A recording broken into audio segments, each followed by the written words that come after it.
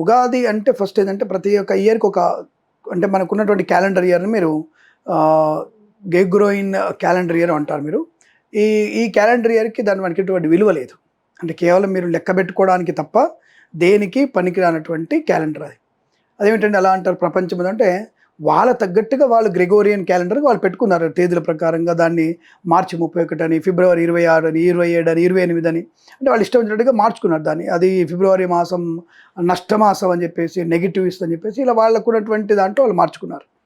కానీ మనకున్నటువంటి కాల గమనం అంటే కాలంతో పాటు మనం చేసేటువంటి ప్రయాణం అదే మన కాలచక్రం. ఈ రెండు కూడా మనకి పర్ఫెక్ట్‌గా చూపించగలిగేటువంటి ఏకైక పండగ లోకానికి అంతటి కూడా ప్రపంచానికి కానీ అలాగే అంతరిక్షం వెళ్ళడానికి కూడా ఘడియ విఘడియలను చూపించగలిగేది నిమిషాలు సెకండ్లు మిల్లీ సెకండ్లని దాటి చూపించగలిగే ముహూర్త కాలం అంటారు దాన్ని.